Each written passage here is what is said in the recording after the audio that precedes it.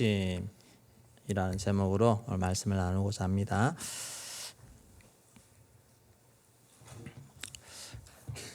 우리가 어려운 일을 당할 때나 힘들고 지쳤을 때 우리는 따뜻한 위로의 말 한마디에 마음이 많이 회복될 때가 있습니다. 그럴 때는 아직 우리에게 뭔가 할 수 있는 여력이 남아 있거나 그럴 때는 가능한데 어떨 때는 정말 누군가의 누구의 말에도 위로가 되지 않을 때가 있습니다. 그때는 정말 아무런 소망이 없다라고 생각할 때는 옆에서 아무리 말을 해도 위로가 되지 않는 것입니다. 위로가 되지 않은 상황, 그것은 소망이 잡히지 않을 때, 소망이 보이지 않을 때입니다. 하나님은 때론 죄악에 대해서 철저하게 징계하실 때가 있습니다.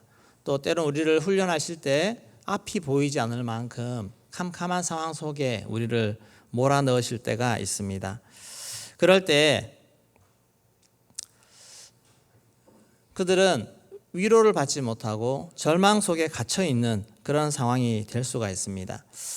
구약의 이사야 선지자는 이스라엘 백성들이 어떤 운명에 처해질 것인가를 미리 예언을 했습니다.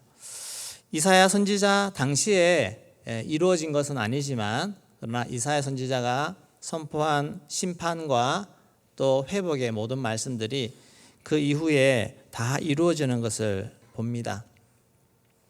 특별히 멸망에 대한 예언이 있습니다. 모든 것이 다 무너지고 예루살렘 성이 파괴되고 회파되고 그렇게 백성들이 죽어가고 또 포로로 사로잡혀가고 또 그 사로잡혀간 곳에서 힘들게 노역하는 그런 시간이 올 것이다. 또 그런 시간이 와서 너희 죄에 대해서 하나님이 징계하시고 그렇게 심판하신다는 그런 말씀을 또 선포했습니다. 이것이 실제로 당했을 때 백성들이 얼마나 큰 충격을 받았는지 모릅니다.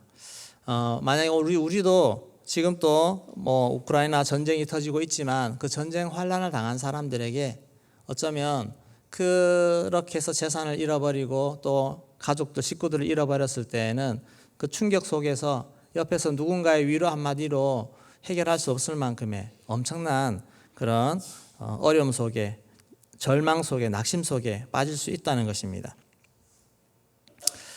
우리가 포로되어 잡혀갔는데 그 나라의 왕이 폭군이라고 생각해 보십시오.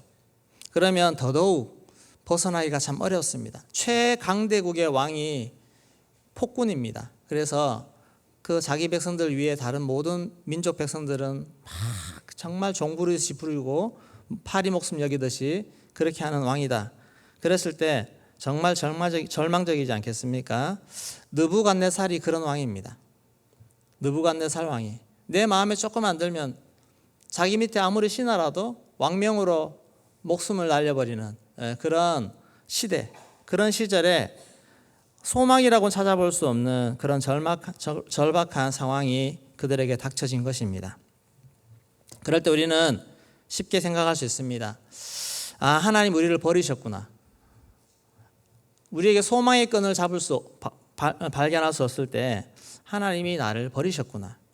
또 내 죄악 때문에 이제 나는 하나님이 나에게 모든 은총을 걷어 가셨구나. 하나님이 나를 심판하셨구나. 이대로 이렇게 우리 가문은 저주 가운데 빠지겠구나. 이런 절망적인 생각이 들 수가 있습니다. 그런데 우리가 어떤 상황에서도 꼭 기억해야 되는 것이 있는데 그것은 하나님은 우리를 향한 선한 계획이 있으시다는 것입니다. 아멘이십니까? 내가 아무리 지금 상황이 어렵고 힘들고 참 숨쉬기 어려운 환경 가운데 있다 할지라도 여전히 하나님은 나를 향한 선한 계획이 있으시다는 것입니다. 이것을 기억해야 우리는 다시 회복될 수가 있습니다. 또한 이것이 사실입니다. 내가 내 죄로 인해 징계를 받았던 아니면 때로는 우리 조상들이 좀 정말 하나님 앞에 죄를 많이 지어서 그 죄의 영향으로 내가 그 대가를 받고 있는 그런 인생이 될 수도 있습니다. 또 때로는 하나님이 나를 연단시키셔서 큰 일꾼 삼기 위해서 다윗처럼 막 만져가시는 그런 과정 속에 우리는 지나갈 수도 있습니다. 어떤 상황이든 내게 닥쳐진 징계든 훈련이든 역경, 고난 모든 것이 하나님은 선한 뜻을 가지고 있다는 사실입니다. 이 사실을 믿으시기 바랍니다. 이것을 빼앗기면 안 됩니다. 이 믿음은 절대 빼앗길 수 없는 것입니다. 사실 위로는 이것이 믿어질 때 위로가 들어오게 됩니다. 하나님은 나에게 선한 계획이 있으시고 반드시 나를 건져내실 거고 이 기간이 반드시 끝날 것이다라고 하는 그 믿음, 또 때로는 내 대가 아니라도 하나님은 내 자녀 대에서 다시 회복시켜 주시겠다고 하는 그 믿음, 이것이 있을 때 우리의 마음에 위로가 들어오는 것입니다. 하나님은 오히려 하나님이 징계하실 때 하나님이 더 마음이 조급하시고 더 불편하십니다. 여러분 자녀들 징계해 보셨습니까? 자녀들에게 벌을 한번 줘봤습니까? 일주일 동안 금지 이래놓고는 엄마 마음이 빨리 풀어주고 싶은 마음이 들지 않습니까? 내가 너무 했나? 너무 기간 잡았나? 하면서 하나님이 이스라엘 백성들을 징계하시고 벌하시지만 하나님의 마음이 오히려 더 조급하셔서 이 백성들 빨리 회복해 줘야 되는데 저러다가 백성들 낙심하는 거 아니야? 그러면서 하나님 자꾸 너 회복될 거야, 너 회복될 거야, 이거를 자꾸 말씀해 주십니다. 선지자 보고 자꾸 가서 회복의 메시지를 선포하라, 위로의 메시지를 선포하라, 아니면 저 백성들 정말 절망 가운데 나자빠지겠다. 이게 하나님의 마음이십니다. 그래서 하나님은 이사야에게도 너 미래에 일어날 심판을 선포했지만 그 다음에 회복될 말씀까지 다 선포해라. 그래서 백성들이 어려움과 위기 절망에 빠져도 그 상황도 받아들이지만 그 이후에 너희를 멋있게 회복시킬 것까지 믿도록 만들어라. 그렇게 말씀을 하시는 것입니다. 이사야 40장 1절 같이 읽겠습니다. 이에 하나님이 이르시되 너희는 위로하라 내 백성을 위로하라. 너희는 위로하라 내 백성을 위로하라. 그렇게 말합니다. 그런데 그것도 어떻게 세부적으로 어떻게 말하라고 하는가? 2절 말씀 또 같이 읽겠습니다. 너희는 예루살렘의 마음에 닿도록 말하며 그것에게 외치라. 그 노역의 때가 끝났고 그 죄악이 사함을 받았느니라. 그의 모든 죄로 말미암아 여호와의 손에서 벌을 배나 받았느니라 할지니라 하시니라. 아멘. 예루살렘의 마음에 닿도록 말해라 그렇게 합니다. 마음에 닿도록 말해라. 그냥 선포하고 던지고 다두는 게 아니고 좀 더 세밀하게 살펴서 저 사람들이 마음에 감동하는지, 정말 사람들이 정말 이 말씀을 받는지 살펴가면서 마음에 닿도록 얘기하라. 진실함으로 내가 너희를 정말 회복시키고자 한다는 그 말이 이 사람들이 받아들일 수 있도록 얘기를 하라 하는 것입니다.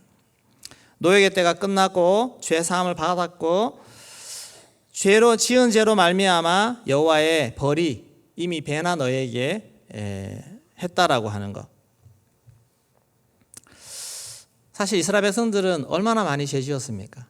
하나님이 얼마나 많이 참아주셨습니까?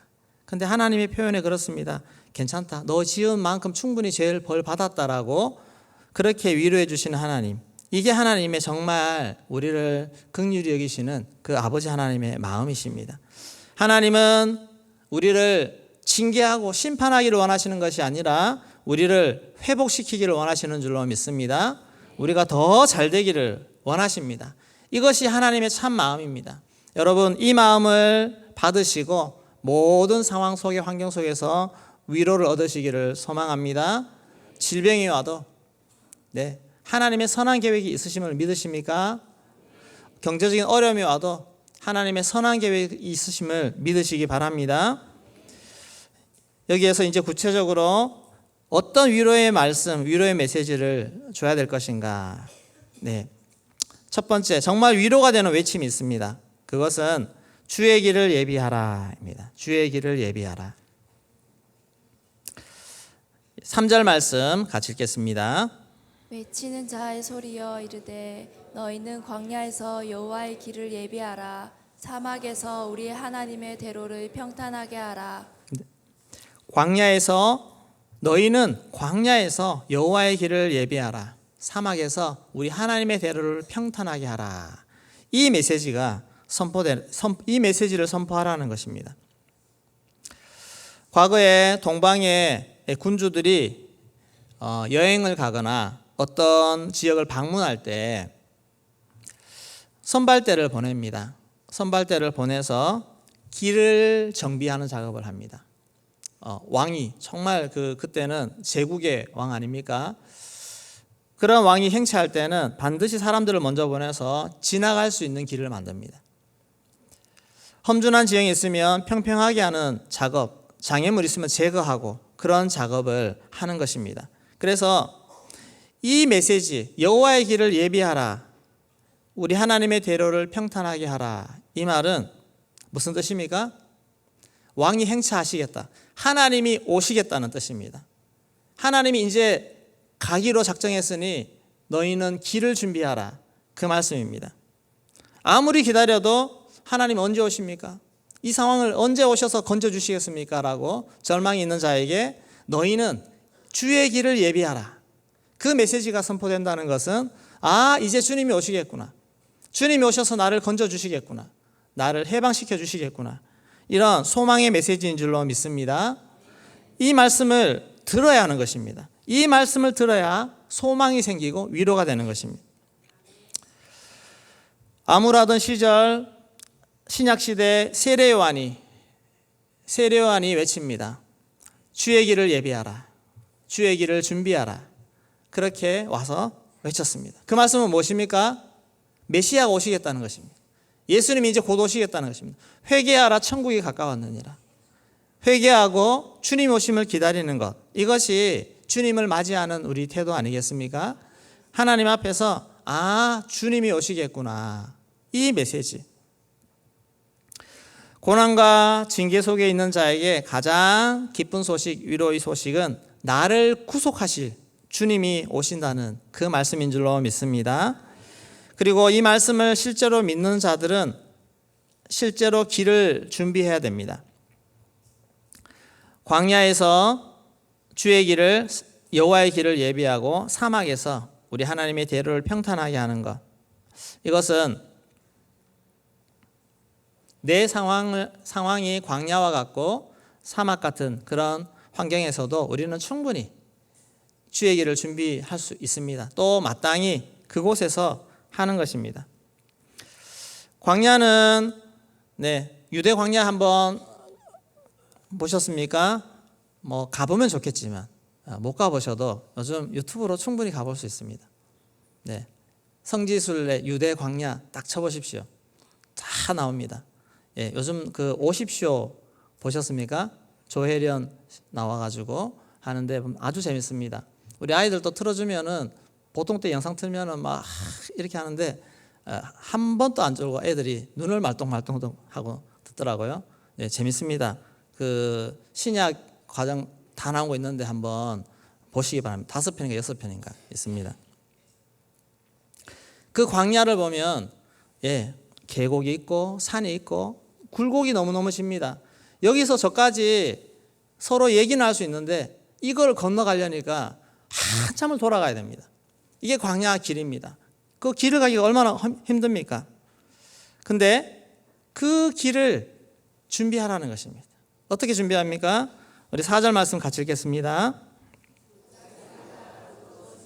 산마다 언덕마다 낮아지며 고르지 아니한 곳이 평탄하게 되며 험한 곳이 평지가 될 것이요. 깊은 골짜기가 막 흙이 채워져서 도두어지고 높은 언덕이 깎아져서 낮아지고 그렇게 되면 어떻게 됩니까? 평평하게 되겠죠. 그렇게 하라는 것입니다. 산을 깎아내고 그 흙을 골짜기에 메우고 고르지 아니한 곳이 평탄하게 되며 험한 곳이 평지가 될 것이요. 길을 준비하는 것이 바로 그것입니다. 높은 것은 깎아내고 낮은 것은 메워놓고 평평하게 고르게 하는 것입니다. 그렇게 하면 그 길을 따라서 왕이 온다고 하는 것입니다. 그렇게 할 때 우리 하나님 또 우리의 마음에 이런 작업을 할 때 주님이 영광 가운데 임하십니다. 그제서야 우리는 영광의 주님을 보게 될 것입니다. 5절 말씀 같이 읽겠습니다. 여호와의 영광이 나타나고 모든 육체가 그것을 함께 보리라. 이는 여호와의 입이 말씀하셨느니라. 네, 여호와의 영광이 나타날 것이다. 분명한 약속입니다. 여호와의 입이 말씀하셨다라고. 여러분, 우리가 이 준비를 하면 우리 모두가 주의 영광을 보게 될 줄로 믿습니다. 주님의 은혜가 우리 속에 가득가득 채워지는 것입니다. 광야 같은 내 마음, 사막 같은 내 마음을 바꾸는 작업을 하셔야 됩니다. 나를 어렵게 징계하시고 어려움 중에 두시는 이유는 내 마음 심령에 이 작업을 하기 위해서 하나님이 그렇게 하신다라고 하는 사실입니다. 내 안에 한껏 높아진 부분이 있습니까? 참 교만한 내 모습. 교만한 사람은 자기의 교만함을 잘 못 봅니다. 옆에서 얘기하면 내가 그래? 교만한 사람은 자기의 교만함을 잘 모를 때가 많습니다. 언제 그것을 봅니까? 예, 하나님이 부닥치게 만들어서 똑같은 교만한 사람 붙여가지고 막 어려운 일을 당해야 이게 꺾입니다. 이 교만함, 심지어는 하나님까지 우리가 주님 없이도 살 수 있겠다고 하는 그런 하늘을 치솟는 교만함, 이 교만함이 꺾여져야 될 줄로 믿습니다. 높아진 곳이 깎여져야 됩니다. 또 우리는 너무 꺼져 있는 영역도 있습니다. 지나치게 열등감에 빠져서 충분히 할 수 있는데도 못한다 그러고, 좀 자신 있게 나가면 다 할 수 있을 텐데 너무 위축되고 눌려서 아무것도 못하는 그런 분들도 있습니다. 그런 분들에게 건강한 자존감이 회복돼야 될 줄로 믿습니다. 주님 안에서 다 회복할 수 있습니다. 여러분, 명품 가지고 있다고 내가 자존감 높아지는 건 아닙니다. 학벌이 좋다고 높아지는 것도 아닙니다. 돈이 있으면 높아집니까? 우리의 모든 낮아진 것들을 메울 수 있는 그것은 주님의 사랑, 주님의 나를 향한 그 가치, 이것을 발견할 때 내 자존감이 높아지게 될 줄로 믿습니다. 주 안에서 건강한 자존감 우리는 메워가야 됩니다. 그러면 그 길을 통해서 주님이 오시는 것입니다. 고르지 아니한 곳, 내 마음에 고르지 않은 것이 너무 많습니다. 이것을 평탄하게 만들어 가야 됩니다. 울퉁불퉁 마음에 상처들이 많고 왜곡된 것이 참 많습니다. 어떤 목사님이 이렇게 말씀하셨습니다. 하나님의 임재를 경험하면 마음의 요철들이 사라집니다. 네, 주님이 오셔서 주님이 임재하시면 내 마음에 울퉁불퉁 이런 요철들이 사라진다는 겁니다. 요철이 있어 보십시오. 안전을 위해서 넣는 건 좋지만 때로는 너무 많으면은 좀 짜증이 좀 이렇게 납니다. 쭉 길을 가야 되는데 너무 많아요. 내 마음에 참 요철이 왜 이렇게 많은지, 작은 문제 하나 마음 놓고 그냥 넘길 수 없고 계속 브레이크를 걸어야 되고, 사람과 관계도 그렇고 하나님의 말씀도 우리에게 선포되면 그 말씀이 있는 그대로 받으면 되는데 뭔가 그래 의심이 많은지 자꾸만 내 속에서 걸려요. 이런 마음들이 제거돼야 된다는 것입니다.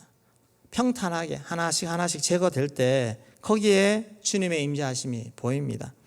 또 우리 마음에 올록볼록, 오목렌즈, 볼록렌즈 이런 것들이 많아서 어떤 건 볼 때 되게 크게 봅니다. 별거 아닌데 너무 크게 봐가지고 호들갑을 떨고 두려워하고 막 그렇게 합니다. 또 어떤 부분은 좀 크게 봐야 되는데 너무 작게 봐서 저거 별거 아니야.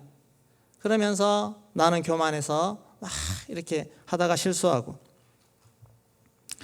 그런 것들이 모든 관계를 힘들게 합니다. 이런 것들이 다 치료되고 회복되기를 소망합니다. 죄악도 편견도 상처도 쓴뿌리도 이런 모든 것들이 다 평탄하게 하는 작업을 해보십시오. 그러면 그 준비된 주의 길을 통해서 주의 은혜가 임하고 주님의 영광이 임하고 주님의 회복하심이 우리 가운데 오게 될 줄로 믿습니다. 지금 내 상황 속에 내가 지금 광야에 있습니까? 어려운 중에 있습니까? 힘든 가운데 있습니까? 주님을 바라보시고 주님이 오시도록 나를 깎는 작업, 주님이 오시도록 준비하시는 그 작업을 하십시오. 회복이 선포되었습니다. 주께서 주의 길을 예비하라고 말씀하셨습니다. 그것은 언제든지 주님이 오시겠다고 하시는 말씀입니다. 그래서 우리는 소망을 가지고 나를 준비해가는 그런 삶을 오늘 또 살아가시면 됩니다. 나를 준비하는 거 여러분 내가 마음만 열면 성령께서 오셔서 다 도와주신다고 약속하셨습니다. 내 혼자 힘으로 하기에 너무 힘들지 않습니까? 염려하지 마시고 성령의 도우심을 구하십시오. 갈라디아서 5장 22절 23절 말씀 같이 읽겠습니다. 오직 성령의 열매는 사랑과 희락과 화평과 오래 참음과 자비와 양성과 충성과 온유와 절제니 이 같은 것을 금지할 법이 없느니라. 아멘. 사랑이 있으십니까? 정말요? 희락이 있으십니까? 화평이 있으십니까? 오래 참음 있으십니까? 자비가 있으십니까? 갑자기 조용하시네. 우리 부모님들 무자비하지 않습니까? 양선, 선한 마음 있으십니까? 충성스러움 있으십니까? 온유함 있으십니까? 절제가 있으십니까? 네, 없어도 괜찮습니다. 구하면 될 줄로 믿습니다.